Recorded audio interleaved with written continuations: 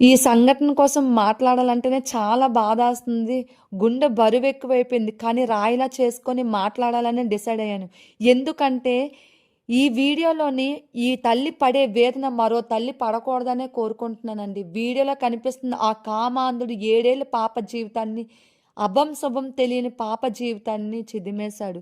అన్నమయ్య జిల్లాలో మదినేపల్లిలో సోమవారం సమాజం సిగ్గుపడేలాగా ఒక విషాద సంఘటన జరిగింది. ఆ చిన్నారి మనసు ఎంత తల్లడిల్లిపోయిందో. ఒక కామాంధుడు ముక్కుపచ్చలారని చిన్నారి జీవితాన్ని చిదిమేశాడు.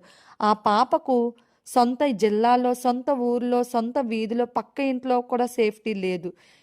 ఈరోజు ఆ తల్లి కూర్చొని ఏడుస్తూ, నా కూతురు ఎంత నరకం చూసిందో అని బాధపడుతుంది. ఆ తల్లి వేదనని ఎవరు తీర్చలేరు. ఆ తల్లి పడే వేదన ఎవ్వరికీ రాకూడదు. నాకు కూడా కావాల్సింది ఈ పాపతోనే లాస్ట్ అయిపోవాలండి. ఇలాంటి సంఘటనలు అస్సలు జరగకూడదు.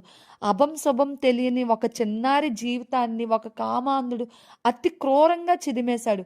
ఆ చిన్నారి ఏం పాపం చేసిందని ఆ దుర్మార్గుడు ఇలా చేశాడు? ఆ పాపకు తెలియదు తనకప్పుడే ఆ రోజే ఈ లోకాన్ని విడిచి వెళ్ళే టైం వచ్చిందని. ఆ చిన్నారి వచ్చి రాని మాటలతో ఇంట్లో చాలా చలాగ్గా ఉండే పాపను వీడు ఎంత నీచానికి పాల్పడ్డాడో చెప్తుంటేనే మనసంతా చాలా బరువైపోతుంది. ఆ చిన్నారిని ఇలా చేయాలని ఎన్ని రోజుల నుంచి అనుకున్నాడో కానీ పాపపై కన్నేసి ఆగం చేశాడు. రోజుట్లాగే ఆ పాప అందరితో కలిసి సైకిల్ తొక్కుంటూ ఆడుకుంటుంది. మరి ఏం మాయమాటలు చెప్పాడో తెలియదు గానీ పాప వాడితో పాటు వాడి ఇంట్లోకి వెళ్ళింది. కొద్దిసేపటికి తల్లిదండ్రులు పనులన్నీ ముగించుకొని పాపను వెతకడం మొదలుపెట్టారు.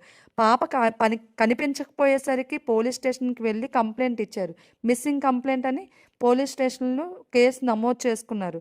కానీ పక్కింట్లోనే డౌట్ ఉందని చెప్పేసి ఇంట్లోకి వెళ్లి చూస్తే వాడొక్కడే ఉంటాడు. పాప కనిపించకపోయేసరికి మనకి ఇంకా అసలైన ఆధారాలు ఏం లేవు కదా! ఎందుకులే అని చెప్పేసి తల్లిదండ్రులిద్దరూ కామ్‌గా వచ్చేస్తారు.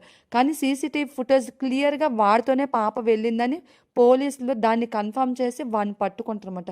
కానీ అక్కడ పాప కనిపించదు. కానీ మొత్తం చెక్ చేస్తే పాప మనకి వాటర్ డ్రమ్ ఉంటది కదా! బ్లూ డ్రమ్‌లో వాడు చంపేసి పాపని అందులో పెట్టేశాడు.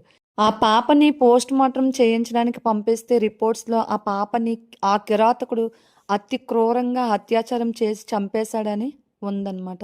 ఒక చిన్న పాపను వాడు అలా చేయడానికి మనసు ఎలా వచ్చిందో తెలియడం లేదు గానీ, క్రిమినల్ మైండ్స్ ఎలా ఉంటాయి? అసల ఆడపిల్లయితే ఏ సిట్యుయేషన్‌లో ఉన్నా, ఏజ్ ఎంతున్నా అలా చేయాలనిపిస్తదా?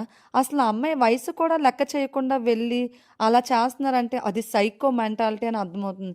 ఇదొక్కటే కాదు మన దేశంలో నిమిషానికి 10 మంది పైన ఇలాంటి దారుణాలు జరుగుతున్నాయి. ఇలాంటి కేసులు నమోదవుతున్నాయి. ఆ చిన్నారి చేసిన నేరం ఏమిటి?